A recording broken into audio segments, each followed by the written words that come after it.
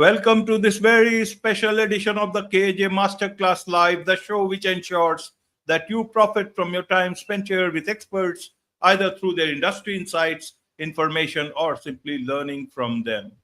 And today we have with us Dr. Leah Kaylor, clinical psychologist, FBI sleep advisor, and we'll learn from her science-backed strategies used in high-pressure environments to reset your mind and body. We'll learn about a trauma, from trauma to burnout, discover how to turn rest into your most powerful performance tool. Welcome to the show, Dr. Leah. Hi, thank you so much for having me. I'm excited to be here. You are welcome. Welcome to the show. Welcome to India in this online form, Dr. Leah. And I'm sure not just in India, but a lot of people across the globe will benefit from what we are going to talk about. We'll talk about sleep and we'll talk about FBI sleep tactics for stress recovery to understand how all these things, work in high pressure environment. But before that, let's learn a bit about your story, your background, your journey, so that the audience knows who they are listening to. Sure. So, as you mentioned, my name is Dr. Leah Kaylor. I'm a licensed clinical psychologist, and I'm also a prescribing psychologist, which means that I can prescribe psychotropic medications. So, when I was finishing my PhD and in my residency year, I was at the Memphis VA Medical Center. And when you are there, you go on lots of different rotations to make sure that you are very well rounded and well trained before they put you out into the world to work under your own license. And during that time, I wish I could go back and remember if I actually wanted the sleep clinic or not, but the sleep clinic was one of the rotations that I ended up getting. And while I was there at the VA, I learned all about sleep, the issues that people often have. Um, not only just general sleep hygiene, but issues with wearing a CPAP machine for obstructive sleep apnea, people suffering from nightmares, people having such fear of sleep. So I really got a chance to take a deep dive into how many people are struggling with sleep. And then I transitioned into becoming a full-time psychologist at the FBI. And one of my very first days there, is my supervisor had asked me, what would you like your specialty? What would you like your thing to be? And I said, well, I just got off a rotation at the sleep clinic. And I think that that might be a really good option because I think that everyone can relate to having a poor night's sleep, whether you've got chronic pain, whether you have a pet that wakes you up in the middle of the night, it doesn't matter. Everybody can relate to having a crappy night's sleep and how that makes you feel the next day and how many different areas of your life that can touch. And it just kind of snowballed from there of people being very interested and very hungry for this sleep content and not just big lectures, but also working one-on-one with people to help them get a better grasp on their sleep and just get to a place where they're sleeping better every night. Absolutely, absolutely, Dr. Leah. So, to understand it better, what's the extent of this sleep problem across the US, outside figures?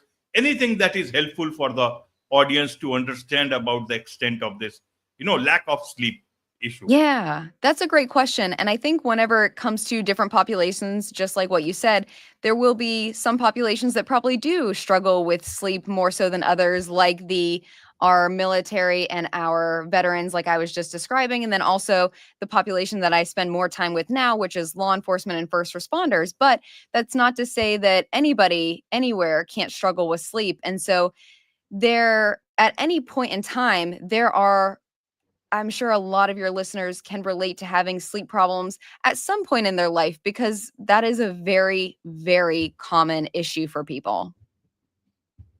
Absolutely, absolutely. So, why do we lose sleep? Is there a problem with us? Is there a problem on the roadside because of vehicles passing by, or is there a problem with my mind? Is there a problem with the way we are living? Where is the problem? I think the problem is different and unique for every single person.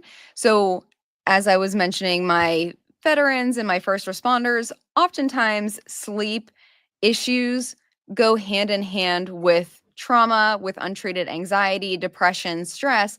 But there could be lots of different reasons why a person may be having issues with sleep. So maybe it's having a medication on board that isn't being taken at the right time. So as we know, some medications can make you feel really awake.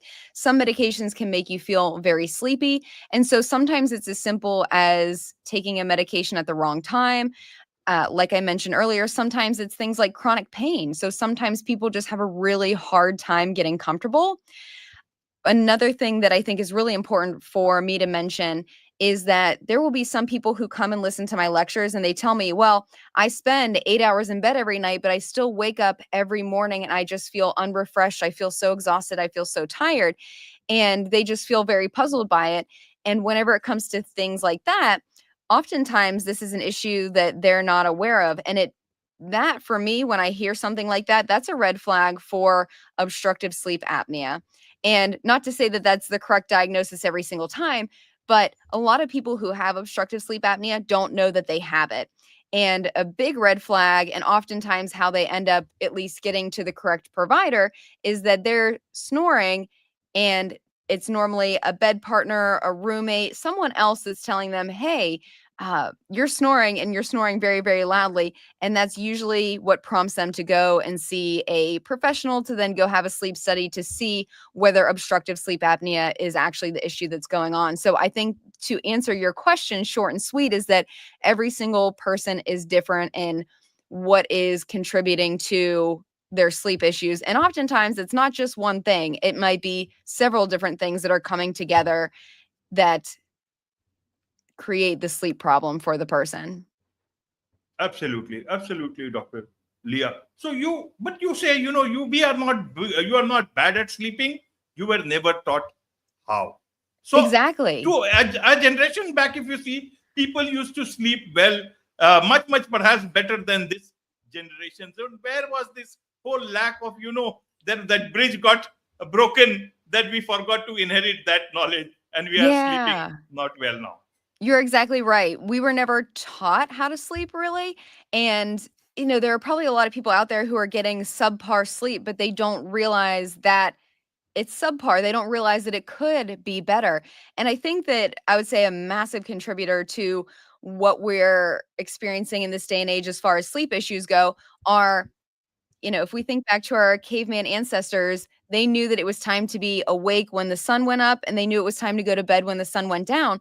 And so now, yes, obviously the sun still rises and sets. However, we have the luxury of being able to have daylight anytime we want it with all of our overhead lighting. So I think that that is a very big issue, and that daylight no longer is limited to the time that it should be based on Mother Nature, but instead it's whenever we want it, anytime we want it because of the artificial lighting.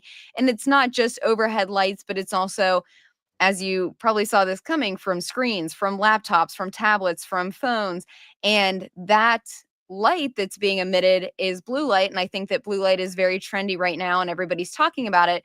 But the reason why we're talking about it is blue light is the same wavelength as sunlight.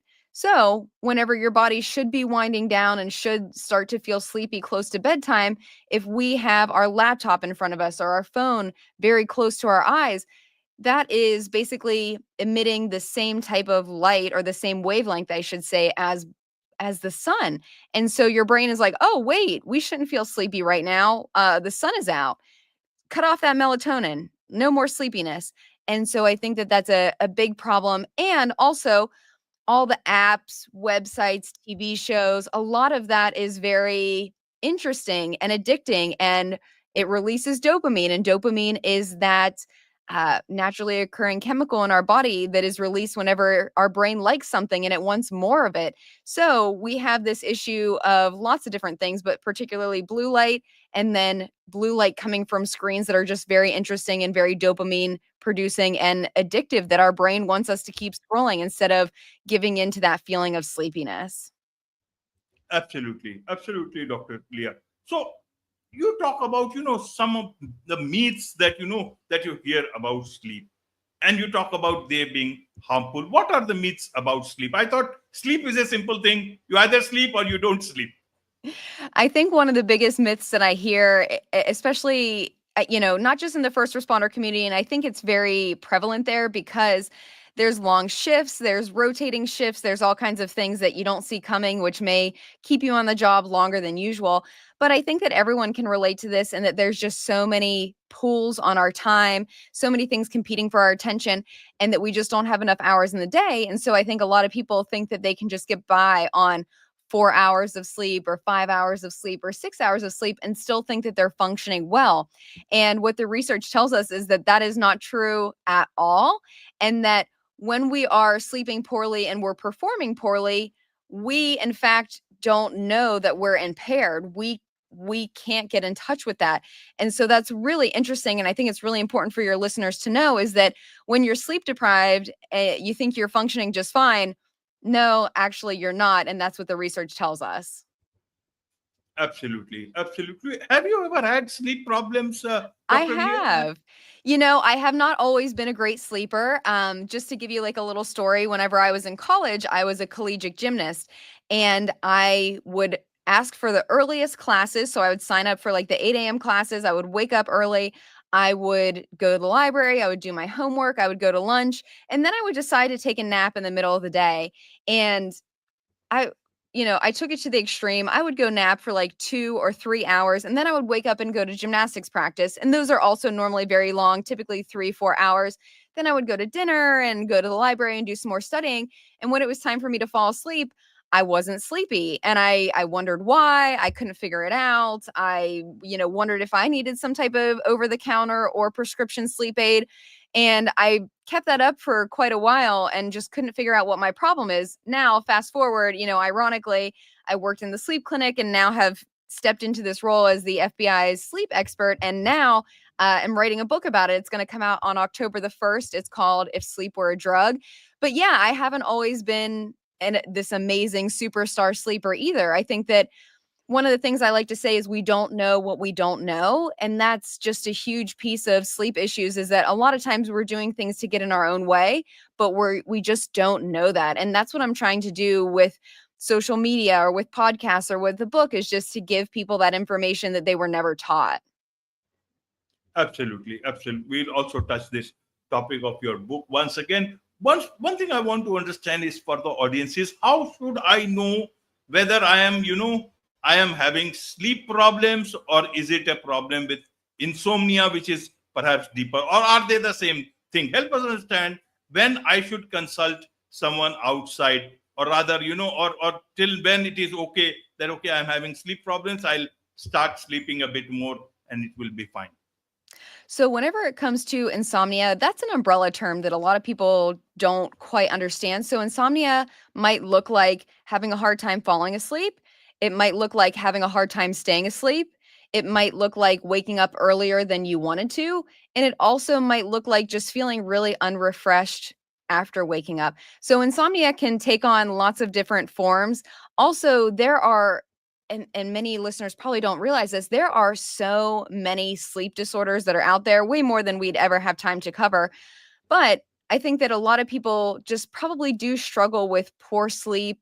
And I would say to answer your question without getting into all kinds of diagnoses and getting into the weeds is that if your sleep problems are lasting more than a couple of weeks and you're trying various different things out, you're trying to improve it, and it's impacting various parts of your waking life, and this has been going on, like I said, for a couple of weeks, then it's probably time to speak to a medical provider and see what they can do to help you. But whenever it comes to sleep, one of the beautiful things about it is there's lots of changes that you can make that are free, whether it's for your behavior, so lifestyle changes, or changes to your environment. And that's something that I think listeners need to be aware of. And that's why I'm writing the book is that I go through chapter by chapter and talk about things that you may be doing to get in your own way, such as drinking alcohol or using screens, staying up late, or maybe your bedroom is too hot or too cold. There's a lot of different things that you can do to just change your lifestyle, change your environment, and then maybe you will start to sleep better or you'll start to see improvements. And those small little habit changes really can add up.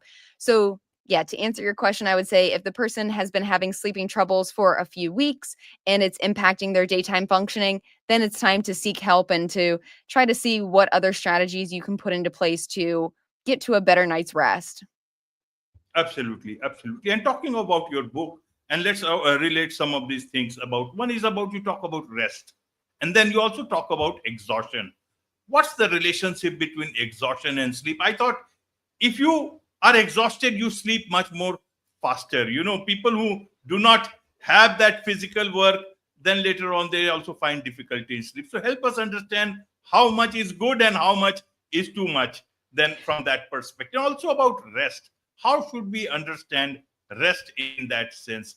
Even for people like in FBI, they work a lot many hours. How do they look at rest? How do you advise them about rest? Where does the stress come in between? How do they handle it? There are several things. You are an expert. I put them all together so that you can answer them at your own convenience. Yeah, so there were a lot of different questions there. So one thing I'll say is sleep needs change over our lifetime.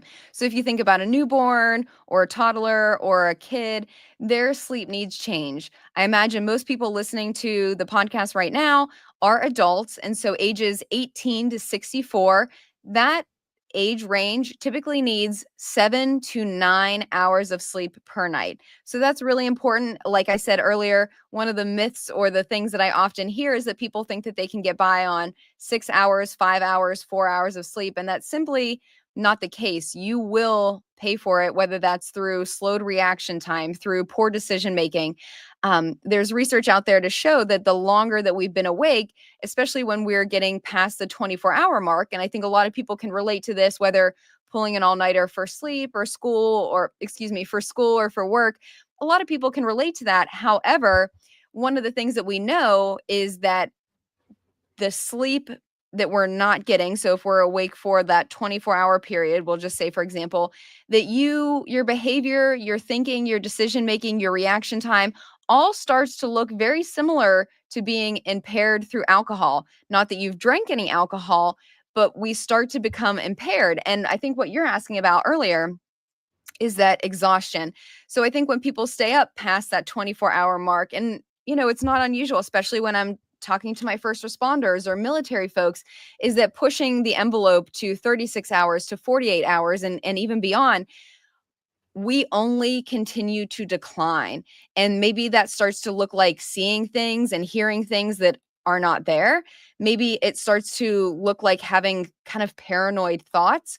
So the longer that we stay awake, it looks like someone who might be having an active psychotic episode, which is just very scary. So I think that would be a great descriptor for being exhausted, is when a person pushes past being awake for what's normal. Again, the human body really is meant to be awake for 16 hours and asleep for 8 hours. Like, that's really a very nice breakdown where we're getting good sleep, but we're also being able to function very nicely during the day. But when we throw that off and we're staying awake for longer and longer periods of time, I think that that's where you're getting into the absolute exhaustion and this sleep deprivation and this we're also getting into micro sleeps there too, where your body is pushing so hard it wants sleep. And that's where you'll see the person kind of briefly close their eyes and just almost fall asleep for a split second.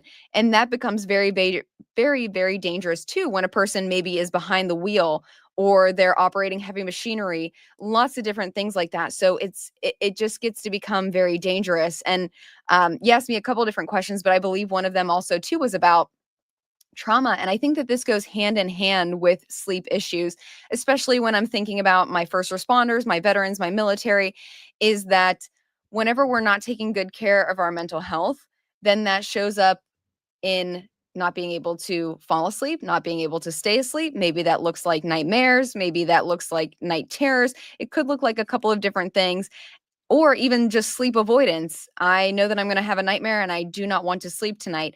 And when we're not sleeping well, then that absolutely impacts our mental health. So our feelings of anxiety, depression, it's going to increase our potential thoughts of suicide. So there's just so many things. So it's kind of like a chicken and the egg. They go hand in hand. So when you're not taking care of your mental health, your sleep is going to suffer. When your sleep is suffering, your mental health is going to suffer. So it's just this very intense cycle that needs to be broken. Absolutely. And that is where, I want to quickly touch on this subject. You talk about the importance of sleep and say sleep is not a luxury, it's a tactical advantage. What do you want to emphasize through this? Yeah, I think that people like who are listening, and especially in this day and age, like we talked about, just having so many pulls on our time and so many priorities and so many things that need our attention, that we think we can get by on 4 hours of sleep, or I only need 5 hours.